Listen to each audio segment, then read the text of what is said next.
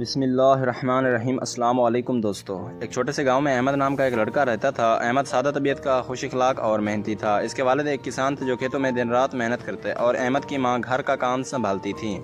احمد کے پاس دنیا کی کوئی آسائش نہیں تھی، نہ اچھے کپڑے، نہ موبائل، نہ انٹرنیٹ، لیکن اس کے خواب بہت اونچے تھے۔ وہ چاہتا تھا کہ ایک دن ایسا انسان بنے جو دوسروں کے لیے مثال بن جائے۔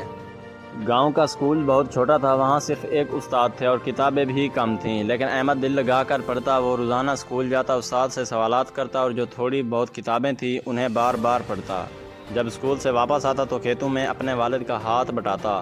رات کو جب سب سو جاتے وہ دیا جلا کر بیٹھتا اور خاموشی سے پڑھائی کرتا۔ ایک دن اسکول میں ایک عجیب اعلان ہوا۔ شہر کی ایک بڑی یونیورسٹی نے ایک مقابلہ رکھا تھا، علم کا خزانہ۔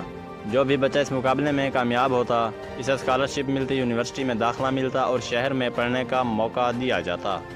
احمد کے دل میں امید کی ایک چمک پیدا ہوئی۔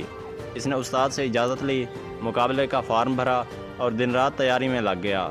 اس نے پرانی کتابیں دوبارہ پڑھی، سوال لکھے، جو بات سمجھ نہ آتی اس پر غور کرتا۔ کبھی اپنے استاد سے پوچھتا، کبھی خود سوچتا۔ آخر کار مقابلے کا دن آ پہنچا۔ احمد پہلی بار شہر آ گیا۔ اونچی عمارتیں، شور شرابہ اور بڑے بڑے بچے دیکھ کر اسے گھبراہٹ ہوئی، لیکن وہ ہارا نہیں۔ اس نے پورے اعتماد کے ساتھ امتحان دیا اور گاؤں واپس آ گیا۔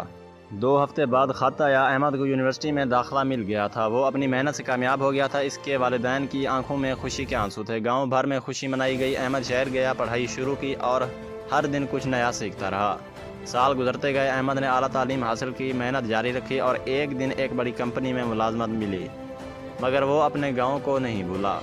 وہ واپس آیا، گاؤں میں اسکول بنایا، بچوں کے لیے کتابیں لایا اور سب کو یہ بتایا کہ اگر دل میں ہمت اور محنت ہو تو کوئی بھی خواب پورا ہو سکتا ہے۔ احمد کی کہانی صرف اس کی کامیابی کی نہیں تھی، بلکہ ہر اس بچے کی امید تھی جو کم وسائل میں بھی بڑے خواب دیکھنے کا حوصلہ رکھتا ہے۔ مزید ایسی کہانیوں کے لیے میرے چینل کو لازمی لائک اور سبسکرائب کریں اور ساتھ میں دیے گئے گھنٹی کے نشان کو دبانا نہ بھولیں، اور کامنٹ باکس میں یہ لازمی بتائیں کہ یہ کہانی آپ کو کیسی لگی اور آپ کس طرح کی پسند کرتے ہیں۔ شکریہ دوستو۔